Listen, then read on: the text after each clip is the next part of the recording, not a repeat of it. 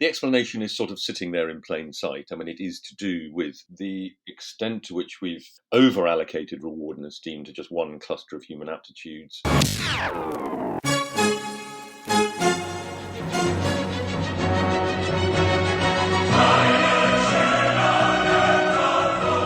Welcome to the 7th episode of Uncommon Decency. Meritocracy is no longer all the rage, and a slate of recent books have underscored the flaws that inhere in basing too much status on the fuzzy notion of merit. But specifically, what is cognitive meritocracy? David Goodhart, who coins the phrase in his most recent book, is one of the UK's foremost scholars of populism. You may remember the famous dichotomy between the anywheres and the somewheres.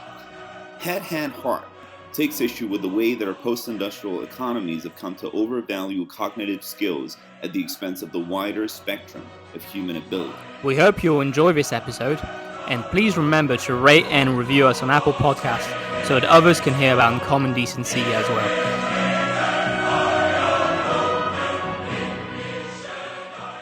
Welcome to another episode of Uncommon Decency. Thanks so much for listening. Today we are delighted and privileged to be joined by David Goodhart. David is a renowned journalist. He's famous mostly for his prized contributions to the contemporary understanding of populism. He is the founder and former editor of Prospect, the British magazine. Before that, David had been a correspondent for the Financial Times for about 12 years, most of which were spent in Germany. He has also been the director of the London-based think tank Demos. Currently, he's the head of immigration, demography, and integration, and the integration unit at another Westminster institute called Policy Exchange. Most famously, he was the author in 2013 of The British Dream: Successes and Failures of Post-War Immigration. But most famously, and this is what many people in our audience will associate David with, he was in 2017 the author of The Road to Somewhere, The Populist Revolt and the Future of Politics. And people will, I think, vividly remember David's coining of that famous dichotomy of the anywheres and the somewheres. But just last month, David is actually out with a new book with Penguin Random House. The book is called Head, Hand, and Heart: The Struggle for Dignity in the 21st Century. I would really encourage everyone to head over to Amazon and get their hands on a copy. It's a fantastic book, and it's what I want to start with today, this morning, David. It was really great to read your book. I think other people have kind of drawn on similar narratives, and there's been a slate of recent books that have kind of invited meritocracy for several reasons. It's morally questionable. It can sort of drain the collective purpose of society. But in your book, you really go a lot deeper, and you kind of place at the very roots of the populist upsets across the West and over recent years this failure of meritocratic societies to democratically apportion repute and self-esteem across life paths and professions, but beyond just those that require cognitive aptitudes. And I'm really curious, can you sort of speak to how the sort of the observations and the thought processes you've had that have led you to write this book, and how this new analysis ties into your earlier work on populism? Yeah, sure. Well, thanks very much for inviting me. It's a good opportunity to connect the themes of my first book, or not my first book, but my previous book, The Road to Somewhere, which was looking at the value divides in rich democratic societies that have produced this mass political alienation that's led to Brexit, Trump, European populism, and so on. And my emphasis in that book was on the value divides, which was itself partly a product of educational stratification, the massification of higher education, particular issue in the UK, where we're international outliers in the proportion of certainly school leaver undergraduates, people who go straight from school to university, who go to residential universities, and so there's a sort of physical, geographical divide which overlaps with an educational and a kind of values divide. My main motive for writing that book was to kind of explore the roots of political alienation, and Head, Hand, Heart the struggle for dignity and status. You forgot about status. Uh, the struggle for dignity and status in the 21st century. Um, is kind of, well, sort of part two of that inquiry, really into political alienation, I'm claiming that the explanation is sort of sitting there in plain sight. I mean, it is to do with uh, not just educational stratification, but the kind of the extent to which we've over allocated reward and esteem to just one cluster of human aptitudes. Uh, I mean, at some level, you could say this goes back to kind of almost the origins of civilization. Sort of classical philosophy, looked sort of elevated thought to this sort of level of purity and esteem, whereas the body, perhaps reinforced by 2,000 years of Christianity, the idea of the body as a sort of source of weakness and corruption and so on. So, I mean, at some level, these are very ancient ideas, but I think they've been given a real new impetus particularly by the expansion of higher education over the last 30 or 40 years, which in effect means much of Europe catching up with the mass higher education in the US that began already back in the 50s and the 60s. But just to touch briefly on the whole meritocracy issue. I mean, as you know, there has been this slate of recent books. We've had, perhaps most notably, Michael Sandel's book, Tyranny of Merit. We've got Daniel Markovits, The Meritocracy Trap, but we've also had Kwame Anthony Appiah has written recently. Again, so I mean, skepticism about meritocracy that we actually associate with the man who coined the term, Michael Young, his famous book. There was a critique of meritocracy back in the late 1950s. A very, I mean, not really an easy read, that book, but he did have great insight, I think, into human psychology, and how new forms of sort of status and resource divide that had historically been based on property ownership and things were now going to be based on also the sort of luck of the draw of the cognitive ability you were born with. I mean, he was really quite an extreme egalitarian. I mean, I think very few people would share Michael Young's view of the world today. I mean, he didn't like meritocracy for the really straightforward reason that it legitimated inequality. He didn't want any inequality. And I do think that there is a sort of problem with a lot of the merit. I mean, although I'm, in a way, I would lump my book in with some of those other meritocracy critique books, but I think I take a slightly different line, which is, as I think you were implying, that I sort of focus more on the cognitive, in that phrase, the cognitive meritocracy. And that's partly because I sort of acknowledge, as I think perhaps some of the other meritocracy critics do. I mean, look, one can see why meritocracy is out of favor, particularly in the US, because in the period when meritocracy has become a more sort of commonly espoused political ideology, I think initially often actually picked up by the centre left. Despite the fact that the critique of meritocracy also came from the left, but I mean, I think sort of back in the 80s and 90s, it became a more overt part of a sort of social democratic centre left political ideology. I think, but partly because the centre left had to accept so much of the political economy of the centre right. I mean, not completely.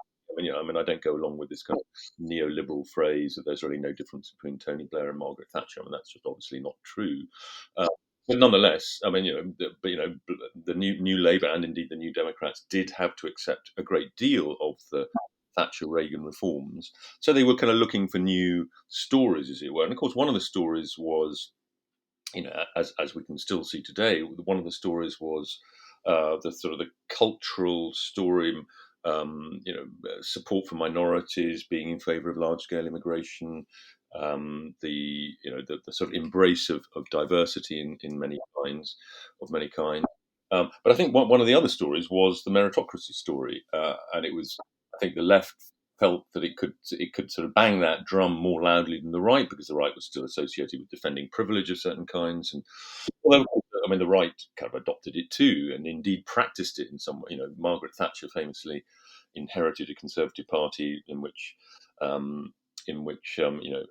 men with large estates had still had a very large role in the party, and she turned it into, so the joke goes, into the party of estate agents, uh, um, people who buy and sell houses.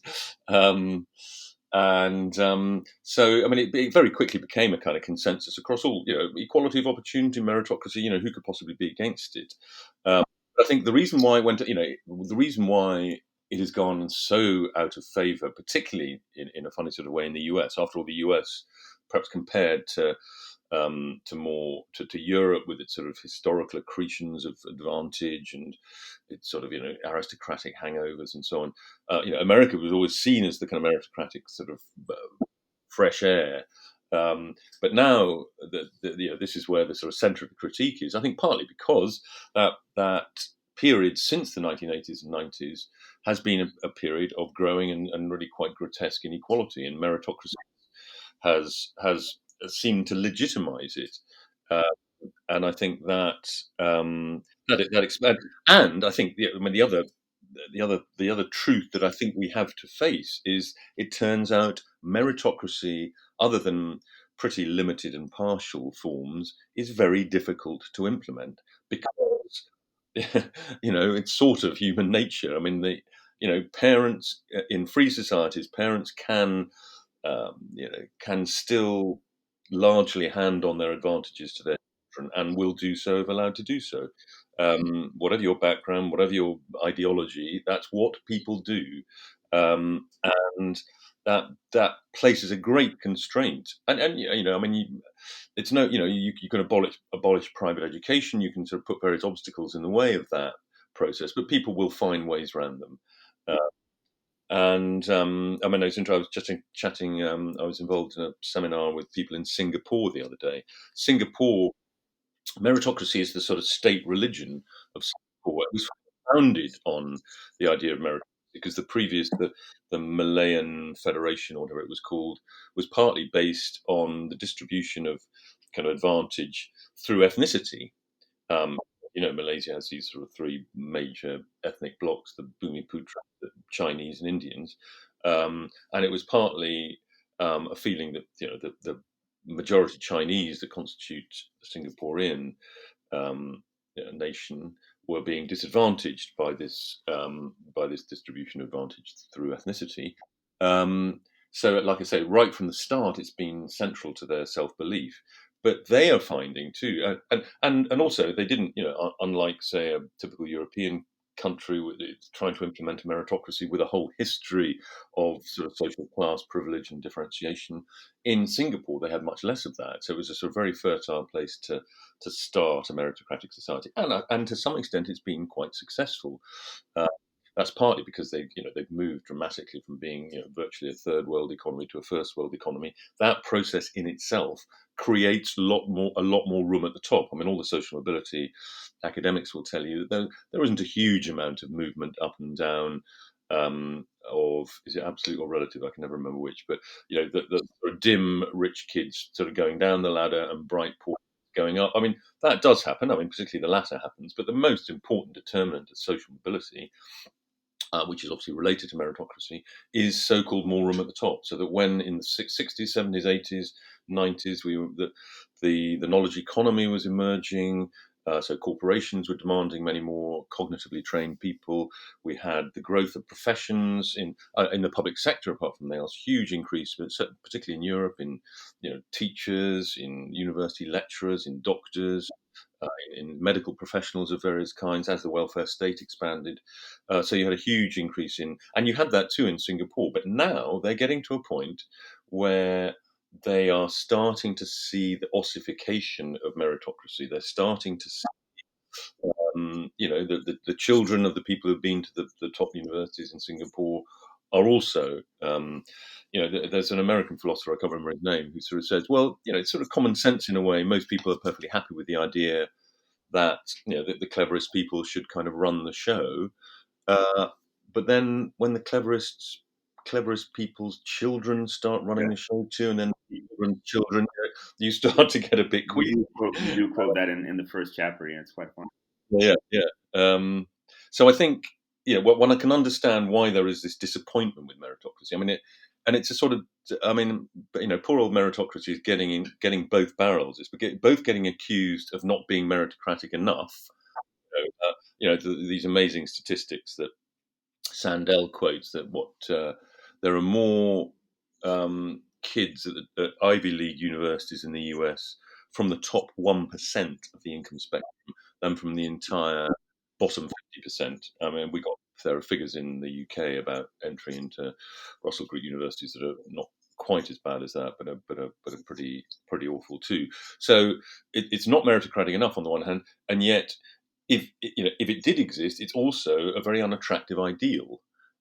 The ideal of turning society into a competition that the most able people win and everybody else feels like a second-class citizen is not is not a good basis of a good sort of democratic society. It kind of offends against the principle of the kind of moral and political equality of all human beings. So I think but on the other hand, there's no escaping meritocracy to some extent.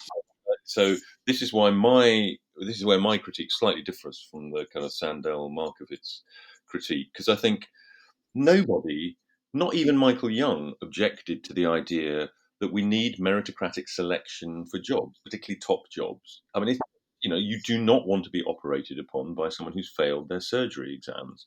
I mean, it's simple, really. You want your best nuclear physicists to be running your nuclear research program. You don't want them to be chosen by lottery. Um, so that's just sort of so obvious. No one really objects to that, and yet. So we then have this situation where you're in favour of meritocratic selection for jobs, and one can argue about the kind of extent of status and reward that should be associated with that. But if you're in favour of meritocratic selection for jobs, and yet you're not in favour of a meritocratic society, this is something that's quite difficult to explain on the doorstep to your average voter. Now, I mean, I think you've picked up on this the famous quote from Lionel Jospin that he's in favour of he said whenever A free market economy, but not a free market society. Favour of the market economy, but not the market society. And I think the same thing kind of applies to. So we're in favour of meritocracy as a sort of pragmatic labour market principle, but we do not think it's any kind of ideal.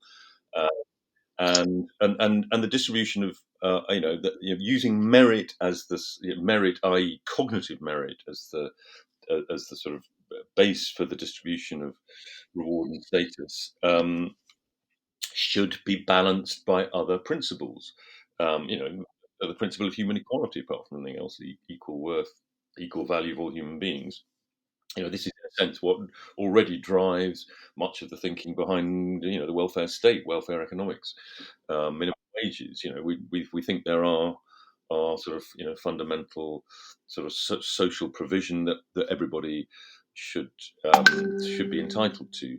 But like I say, I mean, my stress is much more on the sort of on the prefix of cognitive meritocracy, because obviously we need, indeed paradoxically, I mean, I end up kind of arguing in the book that we need more meritocracy in some of the areas where it's been historically harder to apply. I mean, because cognitive meritocracy is partly a system of measurement, and it's a system of measurement that seems to be fair. We read the same books at school, we all sit the same exam, assuming they're marked, more or less fairly. We're all subject to the same, whatever our background. Obviously, if we're more affluent, or we have parents who have been through higher education, we may have certain advantages. They may be able to pay for private tutors for us or whatever. But leaving that to one side, I mean, we're all doing the same thing, and it's all relatively easy to measure. We've either got the question right or we've got it wrong. Now, in lots of other areas of human life, lots of other kinds of aptitudes, like particularly caring, it's a very much more inclusive thing to measure, and you get And one of the things I say in the book is that one of the reasons why care has been has seen diminishing status, at least relative to cognitive aptitudes, is because of the difficulty of measuring it, and the fact, ask an economist why is it that people in care homes are so poorly paid, they will say because anybody can do it. That is a cognitive judgment applied to at least partially non-cognitive activities. They're saying, well, because this person can get a job without having passed their A levels or whatever, that means pretty well anyone can do it. But we know that's not true. You spend 5 or 10 minutes in a hospital or a care home, there are good carers, there are okay carers, and there are really not very good carers. But they're probably all being paid the same. So in some ways, I'm suggesting that we need to shift, we need to expand the idea of merit essentially across a broader range of human aptitudes. It's interesting because in your book you tend to say that the Anglo world, mainly the United States and the United Kingdom, seem to be very much ahead of a curve of continental Europe, for example. So I'm sitting here in France, the country of Descartes, the country of the École Normale Supérieure, the country of the énarque president. How come it's the UK and in the US which end up pushing this model furthest? Yeah, no, I would. I mean, for the reasons you've given, I mean, I would cluster France in with the Anglo-Saxon world, at least with respect.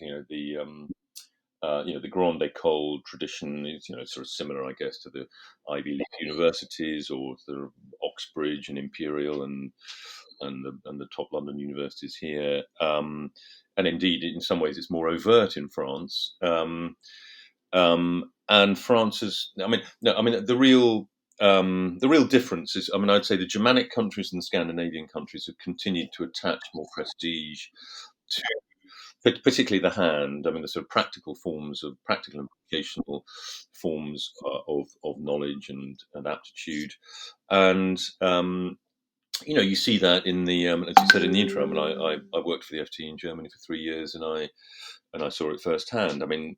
They 50% of school leavers in Germany, and I think this applies to Austria and possibly even to the Netherlands, and some of the Scandinavian countries. 50% of school leavers go into relatively formal apprenticeships. They're not very well paid for 2.5-3 years, but they get a proper proper respected training, and it's something that middle class people do too. It's not a residual as it tends to be in the US and the UK and France. It tends to be sort of people who don't do well at school, who don't have any other options, end up doing an apprenticeship if they're lucky. In the Germanic and Scandinavian countries, it remains, and it's sort of institutionally entwined in the system, deeply embedded, and it seems to be. It is the system is under some pressure. In Germany, it's seen as very inflexible. It often takes several years to come up with, the economy is changing the whole time and throwing up new jobs, new kinds of, particularly with the arrival of the sort of digital economy, and the apprenticeship system in Germany is seen as not having been very responsive to that. And it also now faces more competition from higher education because, it used to be the case that Germany's higher education system meant, people went on forever doing degrees. 6-7 years was quite normal. You'd meet all those taxi drivers in Berlin who was age 33 and still doing their PhD on Kant or whatever. Um, but in the last few years, they've reformed that. So people are now, they have a more kind of British style.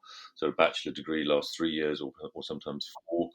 And people are starting their careers in their mid-20s rather than their late 20s or early 30s, as was in the past.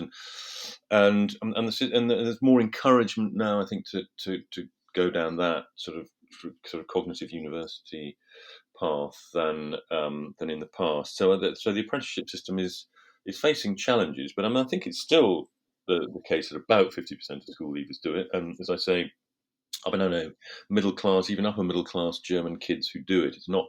It's so in some sort of sense, these things are all seen as somehow on the same level. There isn't a sort of Germany is the creator of the modern university. It's not as if they're hair doctor professor. It's not as if there isn't respect for for academic achievement in Germany. There very much is, but at a certain sort of everyday life level, there's all of these things are sort of seen in some way on the same level, and you can move from one to the other. I mean, lots of I don't know about lots of, but Jens Spahn, the health minister in Angela Merkel's cabinet, I happen to know, did a bank Kaufmann apprenticeship, like a sort of banking sort of salesman apprenticeship when he was a young man, and then went on to university, and I think now has a PhD from somewhere too.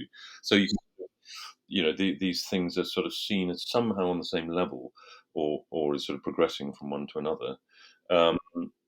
So anyway, I mean that is one of the, I mean certainly, in the UK and the US. I mean the US is never really had much of a kind of a tradition of formal apprenticeships. I mean, it had a great manufacturing, still has a great manufacturing tradition, but the whole sort of apprenticeship system is rather sort of haphazard in the US. We used to have one here that worked pretty well, and then with the deindustrialization of the sort of 70s and 80s, it all sort of came tumbling down. And I think only about 8 or 9% of school leavers in the UK go into a proper apprenticeship.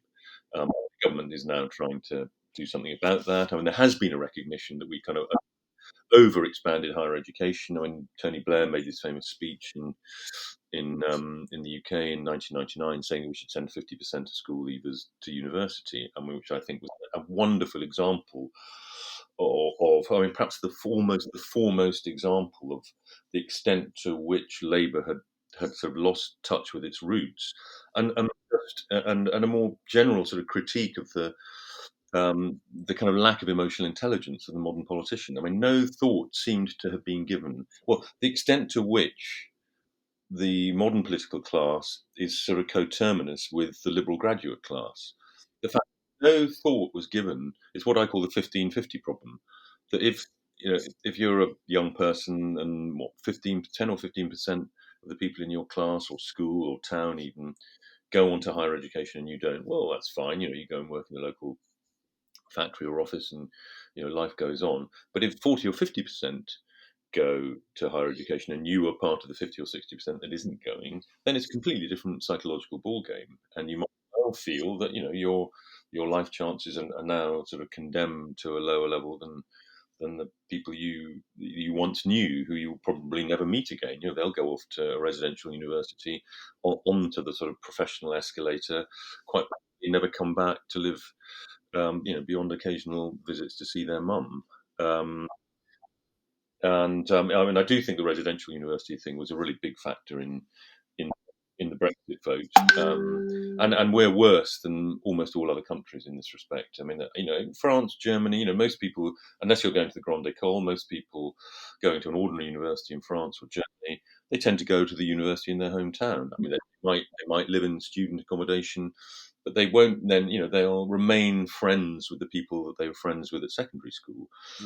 Yeah, and that really, I mean, I was really interested in how you sort of what you've just described of the residential university model that the UK has, and to a perhaps to a lesser extent the US, and well, it depends on who you talk to, but the US also, especially in the elite segment of the tertiary. I mean, the Ivy League and the liberal arts universities tend to be residential, but many of the state universities can be. But even within that, I mean, it certainly belies a different worldview and a different mindset. The fact that people are kind of pushed to leave the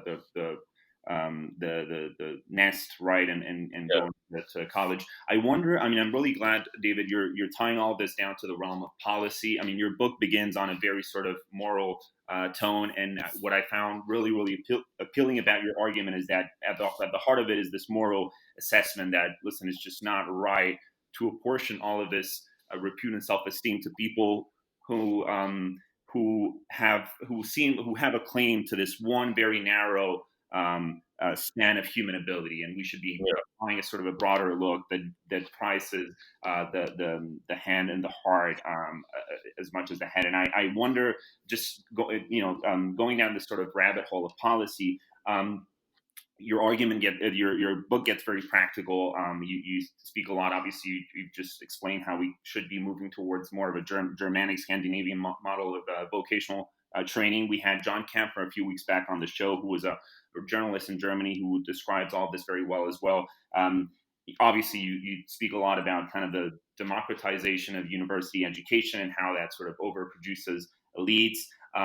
Also, the sort of the work-life balance. But I wonder, my question is, how much difference can policy really make? I mean, what's your sort of understanding of how policies interact with just societal mores? I mean, isn't it the case that policies that have given us a massified university system, that have given us, an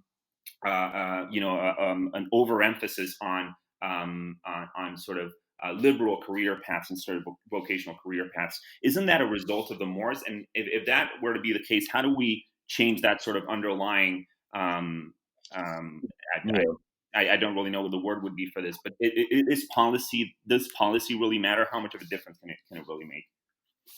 Yeah, I mean, just as a very quick preface, I mean, I ought to just stress, obviously I'm not against high intelligence. I mean, high intelligence is kind of more necessary for the human species to help us dig our way out of some of the holes we got ourselves into than ever before. We need, very clever teams of people to be working together to come up with a COVID vaccine, to work out how to suck carbon out of the atmosphere and so on and so forth. I mean, I guess my complaint is not so much about is that a whole kind of cognitive bureaucracy below. I mean, most of the people who go to university are no more able than the people who don't.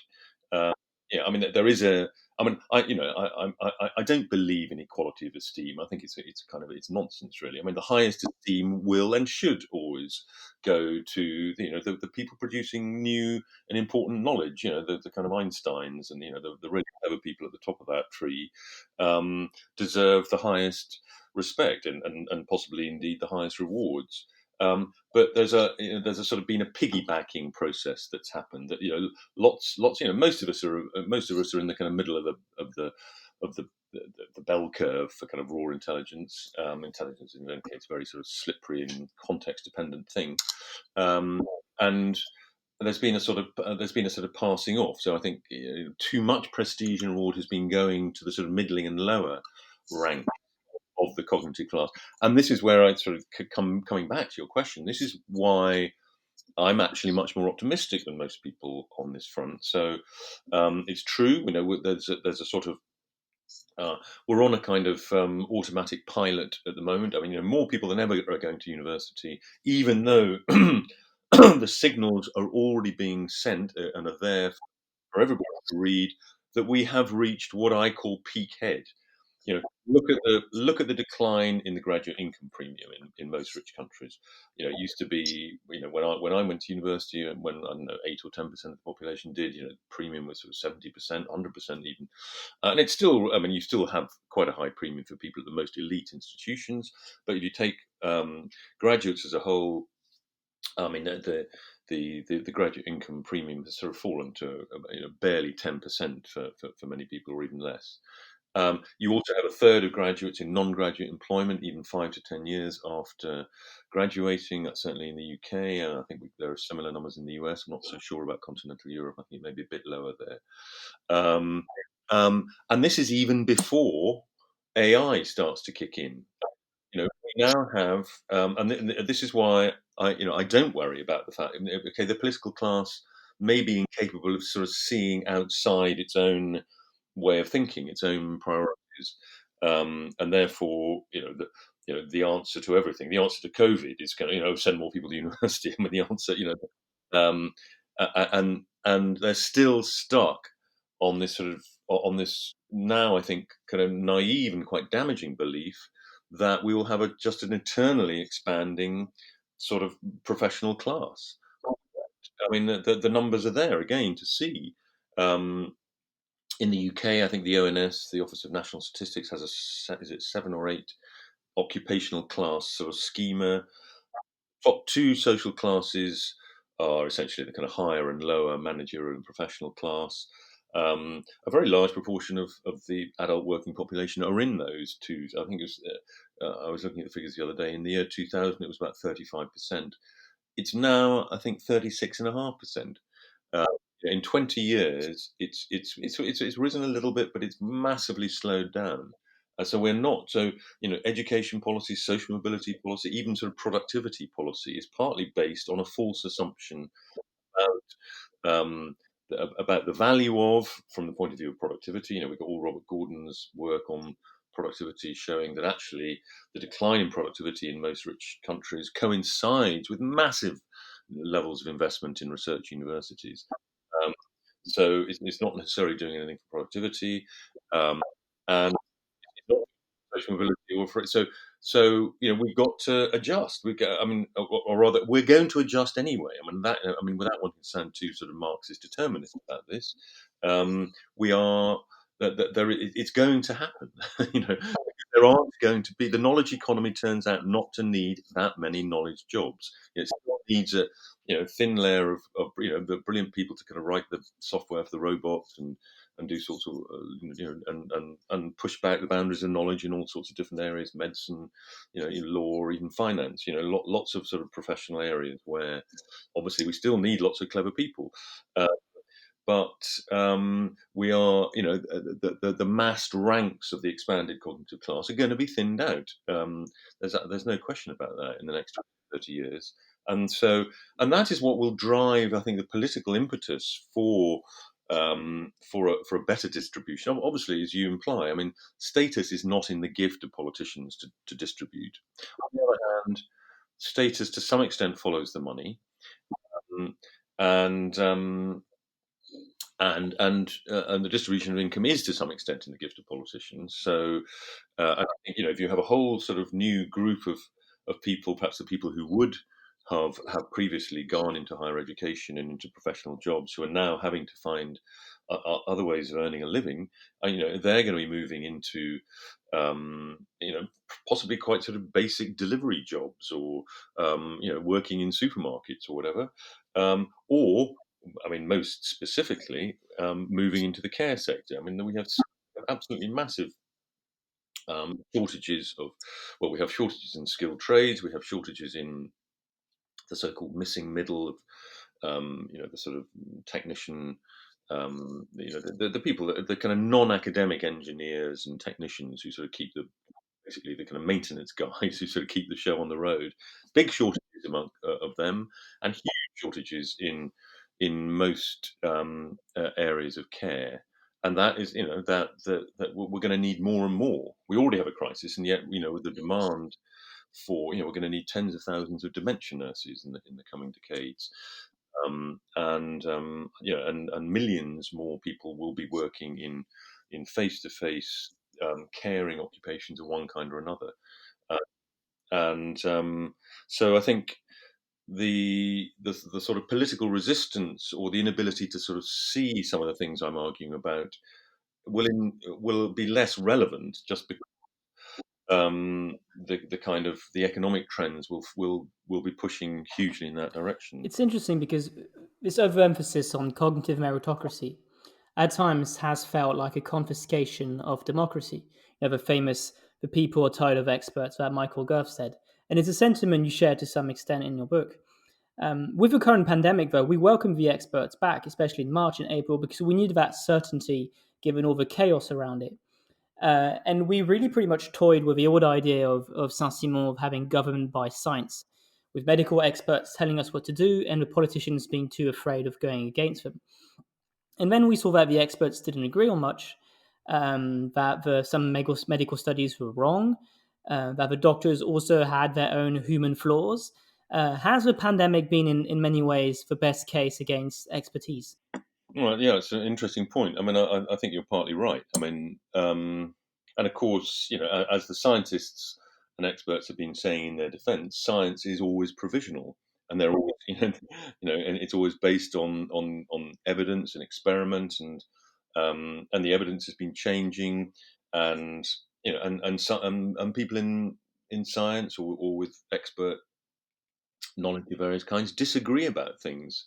So ultimately, it needs the politicians to sort of choose between. You've had there's been this kind of row between the epidemiologists in Oxford, and I think Cambridge, and Imperial, and the government has broadly taken the Imperial side, um, whereas I think the Oxford people were much more in favour of sort of adapting and sort of collective immunity and things like that.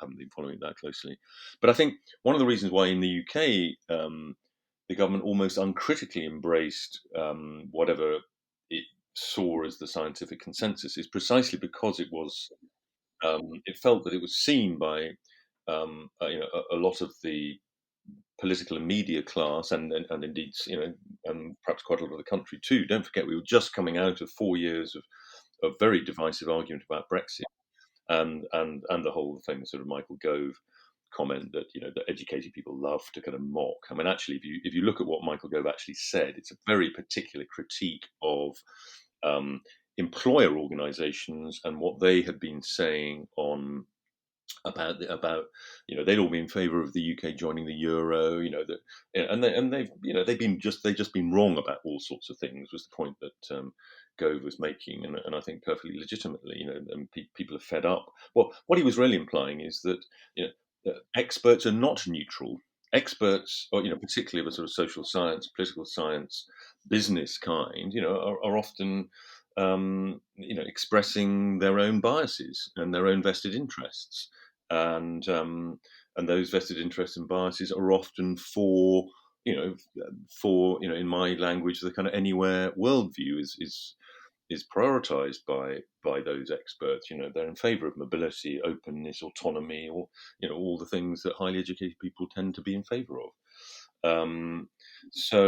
But I think the government here at the start of the pandemic embraced the sort of following the science mantra almost sort of too enthusiastically, because it was very well aware of the suspicion towards it in relation to the expert, and the fact that a big slice of the political establishment and media establishment thought of it as a sort of barely legitimate populist government. So it was almost sort of saying, well, so snub you. Look, here we are embracing the science. So no, no, no, no, no. Without perhaps giving sufficient thought to how the science doesn't always get it right. But no, I think you're right. Actually, I think this hasn't been, in the same way that it hasn't been a great pandemic for international institutions. The EU hardly covered itself in glory, nor the WHO, nor um, and indeed nor the sort of the collective body of experts. On the other hand, we are very dependent on them, the medical ones anyway, to sort of come up with a cure for it. No, and I think the whole business of clapping for carers, not just carers. I think that sort of feeling of in the early stages of the pandemic, there was quite a sort of communitarian, a sort of national communitarian spirit was evoked in many countries, and it's not just the kind of nurses and doctors. I mean, nurses and doctors had relatively decent status and certainly relatively decent pay for doctors and indeed for nurses. I mean, nurses in the UK are not badly paid. I interviewed somebody in my book who'd only been 3 years out of college, and he, unusually it was a he indeed, I was talking to him about the extent to which men might move more into these very overwhelmingly female-dominated professions. I mean, NHS nursing is 88% female, I think. But I was talking to him. I mean, he's on 36 grand 3 years after graduating. I mean, that includes a bit of London waiting, and I think he was doing some antisocial hours shifts, some night shifts. The real Cinderella service in caring is adult social care. But I think we weren't just clapping carers. We were clapping the kind of the little people, the invisible people that keep the hidden wiring of our societies going. The van drivers, the people who stack shelves in supermarkets, and so on. I think that's a really important thing, and I think we just became aware of our interdependence, of our dependence upon people. Many of them doing minimum wage jobs in supermarkets. I mean, I think that spirit. Well, I hope that spirit will kind of linger on to some extent, and contribute to this sort of greater spread of reward and status across the app. And that's one of the things that I find most interesting about the book, David. You've been at work on this book for a while, and there's a visionary. It's almost like a visionary tale you've You've kind of seen this coming for a while, as you explain in the book. This cognitive meritocracy has been running out of kilter. The kind of the market signals, the labor market, the politics are lining up to sort of slowly turn the page on this overemphasis on cognitive skills. And you were at work on this book even before the pandemic, and I find your description of that moment and in the very early days of the pandemic is very telling, and in some ways is foreboding some of the arguments in your book.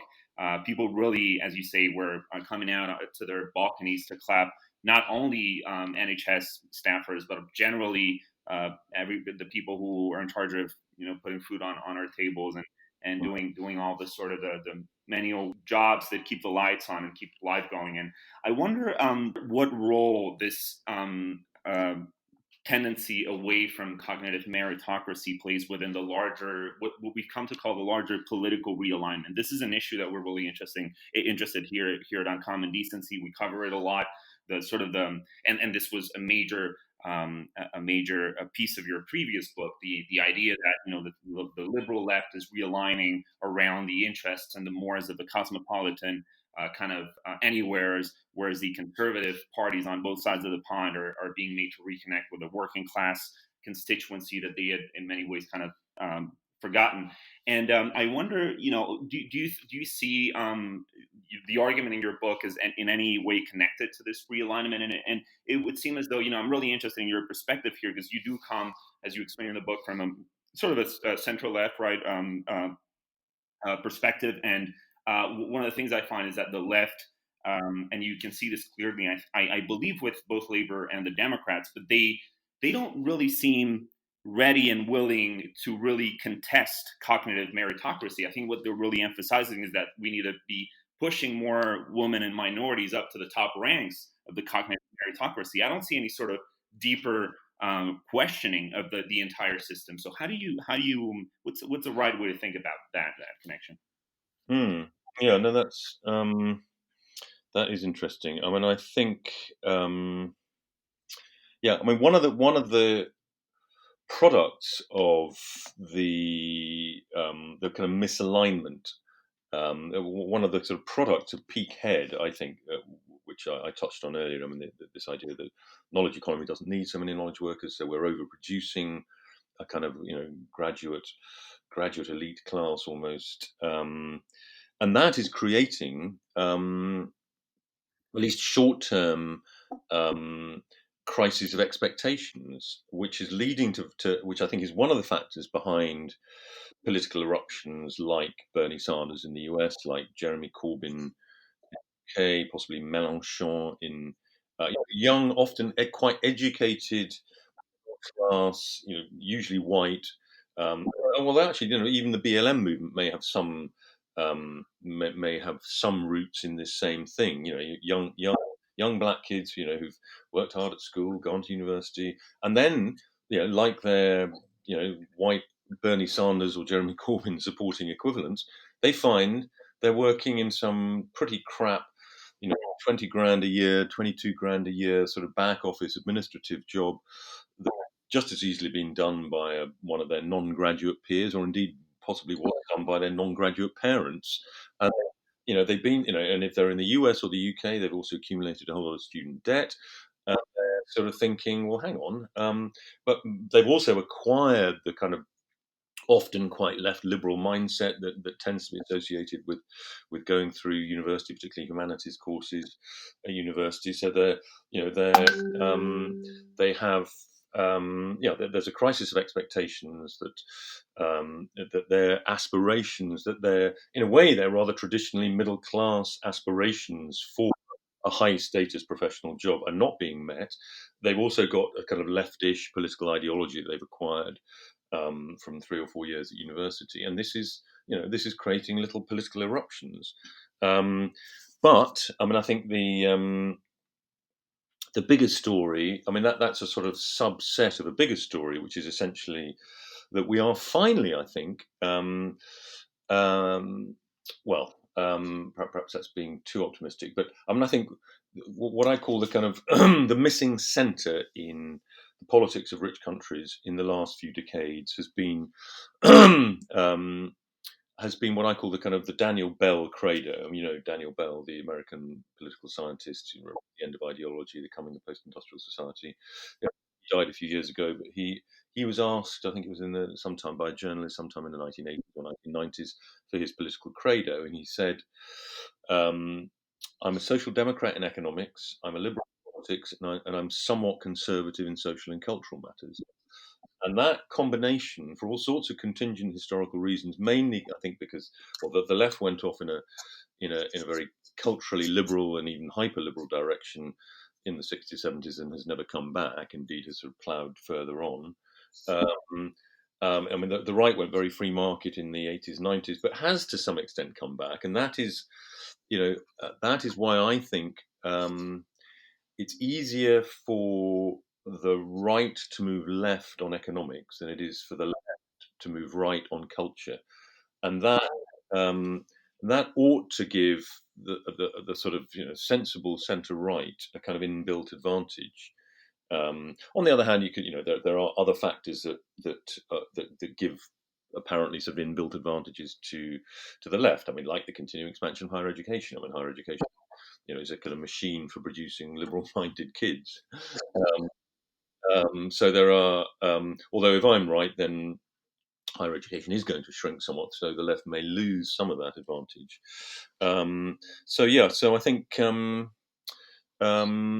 that kind of missing middle in politics is sort of the closest we've got to it probably at the moment is the British Conservative Party, which, as you say, was elected. I mean, it now has a higher, it has more working class people voting for, or lower income people voting for it, than the Labour Party. The Labour Party remains very much, as do pretty well all centre left parties across the rich world, remains very much a liberal graduate party.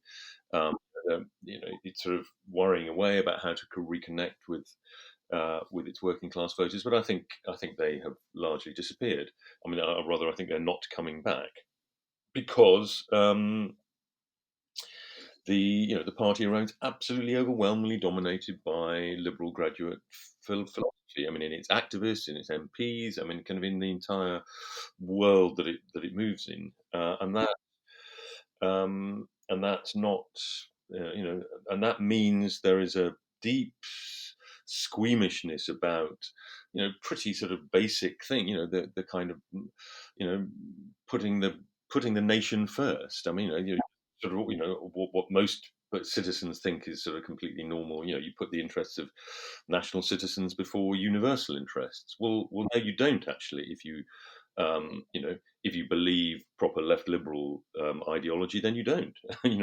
You're a kind of universalist. I mean, obviously not in practice. We spend whatever it is, sort of 15 times more on our health service than we do on international aid. Which if you're a true universalist, obviously you'd be disgusted by. So they live with all those contradictions, but nonetheless, that is the sort of gravitational force of a lot of the thinking. Tends to be liberal universalist. The family is sort of looked at with some suspicion. I mean, really very basic things. Still, 70-80% of our populations regard as common sense, which are not common sense to the liberal graduate worldview.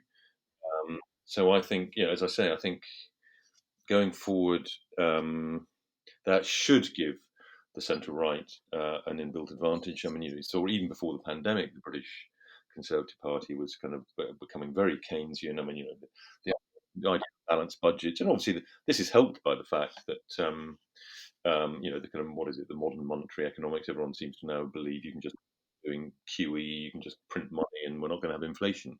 I mean, I think actually we will probably have a bit of a rude awakening on that in a few years' time. But interestingly, I mean, I think actually I've got an uncle who's a Professor Charles Goodhart, who's just written a rather interesting about how sort of pointing out that we're at the sort of inflection point. I mean, one of the reasons why inequality has been such a big issue, such a big problem in our societies in the last 30 years or so, is that we had this sort of labour market shock of the huge expansion of the global labour market, with China's entry into the WTO and so on about 30 years ago. 20 years ago, and that obviously depressed wages for people in the kind of middle and lower end of the income spectrum in rich countries. That process is now going into reverse.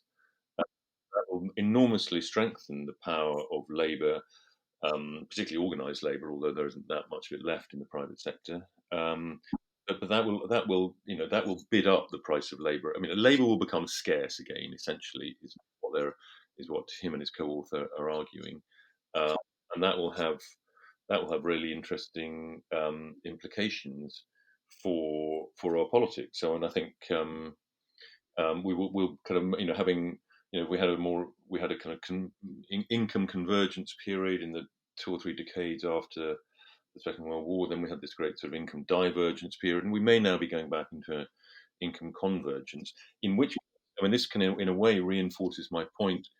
That should also, in some ways, help the centre right.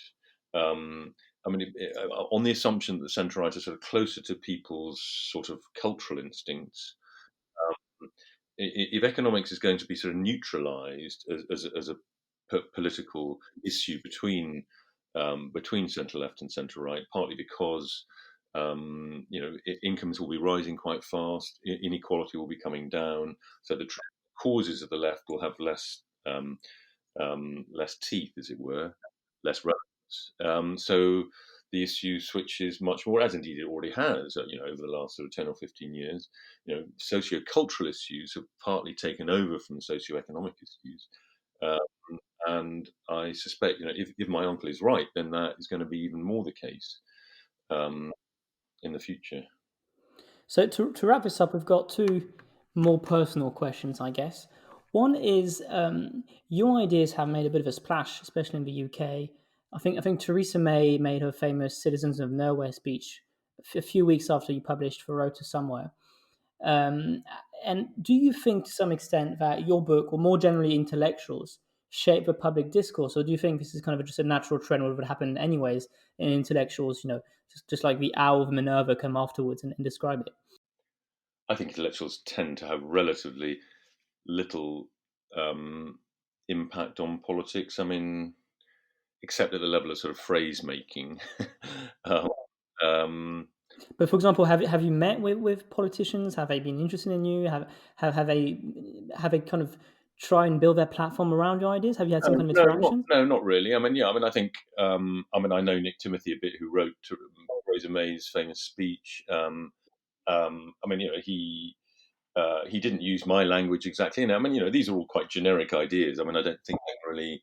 I mean, I was part of a sort of climate of opinion, and perhaps that helps to give people confidence to say certain things and write certain things. I mean, I think they actually made a bit of a hash of that. I mean, they alienated huge numbers of people unnecessarily, I think, with that. Or rather, you qualify it. So you say, I mean, I think the point she made is a perfectly valid one. And actually, she was making an economic point, not so much a cultural point. She was making a point about the kind of high rollers who don't pay tax, who have including corporates who have all their goodies sort of hidden in tax tax havens and so on. And I mean, I think the basic idea that she was pointing to, that you kind of that national economic and cultural and political elites, for the system to work, they need to have a certain degree of allegiance to their own country and to their fellow citizens, rather than sort of thinking of the international world as their only playground. But I mean, it would have been so easy to say it in a way that didn't alienate. All she had to say was, "Look, there's nothing wrong with being internationally minded or internationally connected. I've got a nephew who comes from Madagascar, or whatever. Um, we need, for societies to work. We need elites also to feel an attachment to their fellow citizens at home, and there's nothing nativist or xenophobic about that. That's just sort of that's common sense. But no, I mean, I think if you look back at things like the shift from sort of traditional social democracy to the kind of Clinton Blair version, intellectuals play a great role in that? I don't think so. Not particularly here. It was kind of Blair and Gordon Brown and Peter Mandelson and Philip Gould, actually. He died a few years ago, but the famous ad guy who. I mean, it was sort of, it was all kind of political tropes in a way, wasn't it?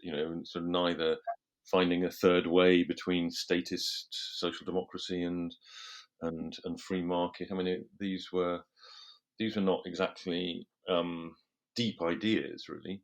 I mean, it was kind of political common sense. And there were people, Anthony Giddens was the famous sort of intellectual at the court of Tony Blair. I think there are these climates sort of emerge not really from the brains of intellectuals. Intellectuals then give them a certain, they stick labels on things that are happening anyway, or they, as I was saying earlier, they help give confidence perhaps to the people who are espousing the ideas. I have one last question, which is about your personal trajectory, because in many ways you kind of look like the caricature of it anywhere, because you start with somewhat conservative. Your parents are conservatives. You end up in university, you become quite liberal.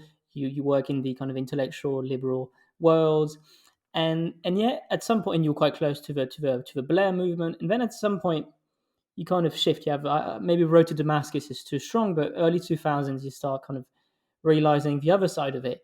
What kind of books, what kind of interactions have shaped that trajectory? I think it was probably I mean, I come from a very privileged background. And my dad was a Tory MP, so it was perhaps inevitable that I spent a few years being a Trotskyist, and then sort of made quite a long, slow journey back to the sort of sensible centre left, which is where I was for most of my adult life. And in some ways, still regard myself. I mean, I would still say I was a social democrat. I mean, I sort of go along these days with the sort of Daniel Bell credo.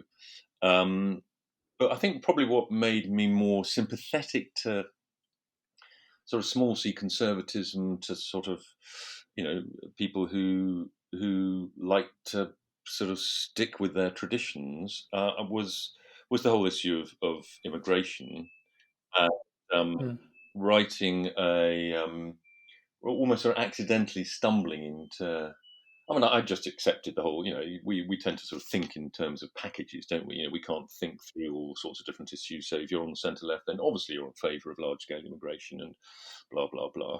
It just sort of goes with the package. And then it was writing. I got kind of interested in this idea of the tension between diversity and solidarity, which I still think is a fascinating sort of meta theme.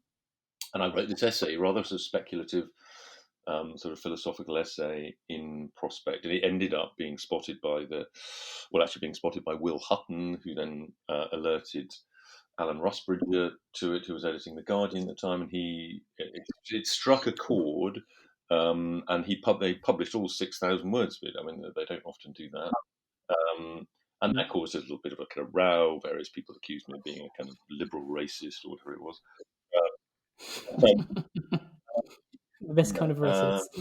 A nice power light, I think, maybe one of the phrases. But and that sort of was a bit of a shocker, and it sort of pushed me into the subject. I mean, I've not really thought about race or immigration or multiculturalism very much before, and the kind of more I got into it, the more kind of sympathy I felt for people whose lives had often been sort of changed really pretty dramatically over a 20 or 30-year period. Obviously, I wasn't blaming the people who'd come into the country and had changed the neighbourhoods or the places they lived. It wasn't their fault either. Everyone was just sort of following the path to their best possible life.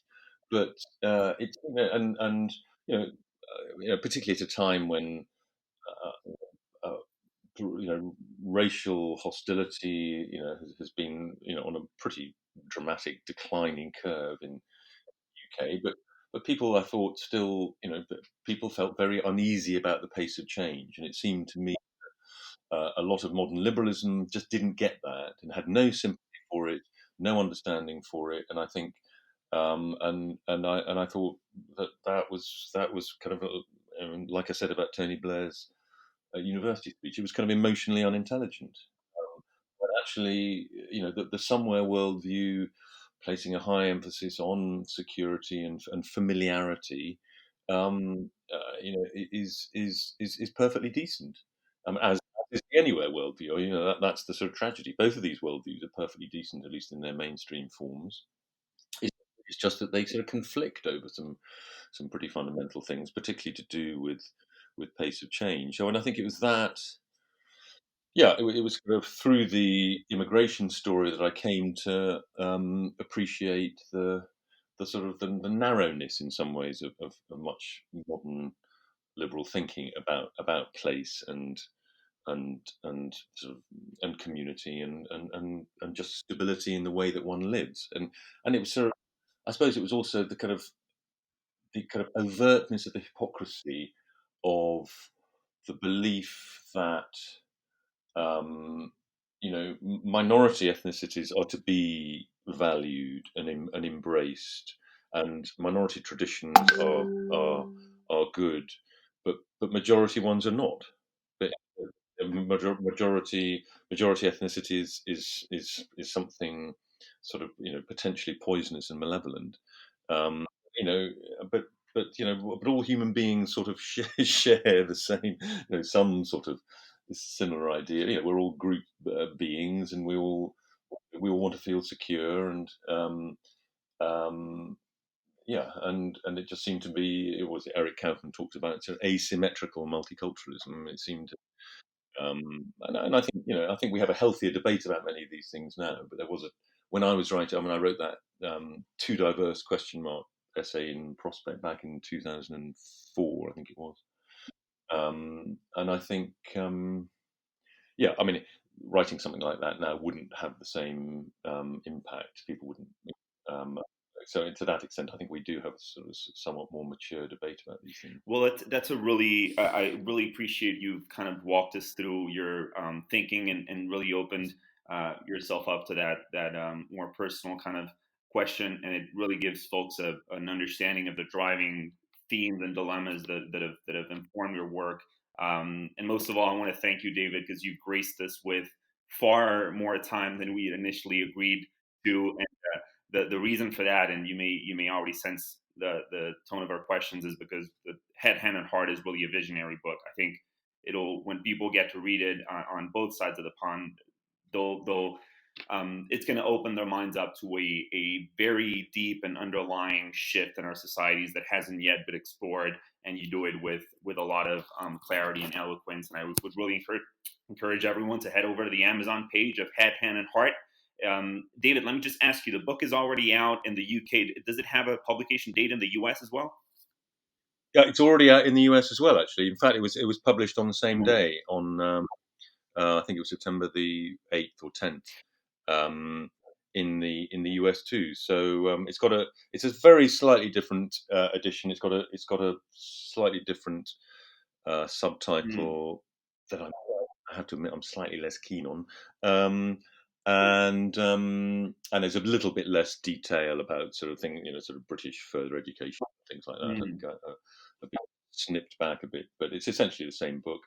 Um, and it'd be really nice if it got a bit more. I mean, it's been very widely and mainly positively reviewed Mm. here. It's received a bit less attention in the US. Obviously, I hadn't been able to go there and sort of have meetings. I've done a bit of media, and it's had one or two reviews, but hopefully it'll be a slower burn Mhm. there. It's also being published. It's just been published in Mm. France, and it's going to be published in Germany in February. Well, So I'm looking forward Well, to that's that. wonderful to know, and we for anyone in our audience from any of those places, do know that the book is already available, and we really hope that after this conversation, which is only on surface level touched on some of these themes, but do go ahead and buy the book on Amazon. I can tell you that it's worth anyone's time. It's really fascinating. And David, thank you so much. We know you're really busy at this point of the process of rolling out the book, and you've been very gracious with your time. So thank you so much. And We look forward to talking to you on another occasion. And thank you so much for listening. And see you on another occasion about Uncommon Decency.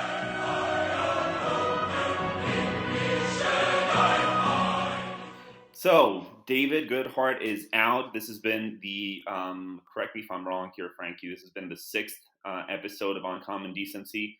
What did you think? I thought it was fascinating. I really like the idea of head, heart, and head being together, and I think it goes back to a really old idea, which is the idea of society being a political body, just like a human body. And if you look back at this, it's a very old Roman metaphor. There was a moment where Rome was fighting a war against one of its neighbors, and the pleb decided not to fight it because they had too much debt, too many taxes, and so on and so on. And so the patricians sent a negotiator, and the negotiator said to the pleb, "Listen, we are just like a human body. We've got different parts. You, the pleb, are the hands, and we, the patrician, are the stomach. I understand that you think the hands are giving all the food to the stomach, but if you stop feeding us, the entire body will die." And I think in many sense, the pleb was asking for reevaluation of social status, of their social status, and in many ways, this is David Goodhart is making as an argument.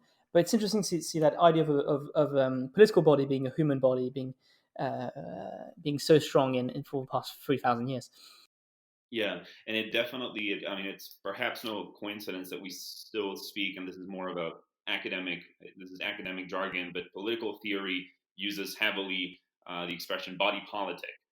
In French, right, le corps politique, it's the idea that it's an organic assemblage of different functions, and each fills kind of one specific narrow function, but they all together kind of form one cohesive whole. And that's real. I mean, I think it's a really great metaphor you're using, because that's what David Goodhart is driving home here with this book, is that we've over value, overemphasize some of these high end professions and career paths and life paths at the expense of others, and we're living with the consequences, and the kind of readjustment that he advocates for. We've gotten into some of the policy, but we perhaps haven't delved deep enough into it. It's an ongoing question, right? How do you take power away from the smarties, right? The whole question is, how do you reapportion respect and self-esteem? And I think Goodhart in the interview was grappling with it's how do you really bring that about, right? Because you can't have status communism. That doesn't work. And it's not something you can centrally plan. It's not something you can apportion from government. Politicians don't necessarily have the key. David had one formula. He said, first of all, start with money, start with income, and a lot of the symbolic repute will follow. I would concur with that, although I would still think there's a way in which that could possibly turn wrong, where people are looking for more than just higher salaries. It's a sense of recognition. It's a sense of being valued for the specific contribution you make. But I think, like I said at the end, I think this book is going to be it's going to make a splash, certainly in the UK, where it's already being widely positively reviewed. Yeah, but I think there's another concept which is interesting, because if you go back to the roots of meritocracy, merit comes from meritum in Latin, which means worthy of praise. Nowadays, when we think meritocracy, we think the smartest people, but that's not always the case. We want the most competent people to be on top. That's what he said about the nuclear physicists and the rest of it. But how do you define competence has changed throughout time. Competence used to be 100 and 1,000 years ago, whoever was strongest. Then it was whoever's the richest. There's different criteria which change over time. And when there's an ossification of the meritocracy, it's toppled and you've got something else replacing it. The French Revolution was essentially an old ossification of a meritocratic system based on old privileges. And then he was wiped out, and it essentially was about virtue for a second under Robespierre, and then it became about military might. That's how Napoleon took power. So I think it's interesting that we always have a kind of new meritocracy, but right now, what makes it so particular? It's It's about cognitive meritocracy, which means that to some extent, the smart people on top, the new privilege, the new elites, feel less obligation to the stupid, than the rich would have to the poor. Stupid is too strong a word, but the less cognitively gifted, I guess. And I think that's what's so interesting about it is, yes, cognitive meritocracy has the advantage of pushing on top of the ladder people who are smartest. But then the perverse effect is the people who are smartest feel little, they have to give little back for people who are less cognitively gifted. So I think it was an interesting tension as well that was explored in the book. Yeah, because it's as David nuances. It is one thing to give cognitive ability its due. It is one thing to reward people for their aptitudes, their abilities, and the way that they've honed them. It would be unfair to proceed otherwise. But the hurdle lies in when that, along with that, goes a sense of higher worth. And I think that's the heart of what David is arguing is that, listen, worth is there's so many different things that should go into the self-respect and the esteem that people attach to their professions. And I really like at the beginning, he talks a lot about, listen, intelligence or cognitive ability is only one kind of aptitude. What about emotional intelligence, social intelligence, virtue, hard work, a commitment to family, commitment to, and all these things should be valued as well in a more balanced way. So, but anyway, it was really wonderful, and we were really happy to get David in. We appreciate everyone for listening, and we look forward to seeing you next week for another episode.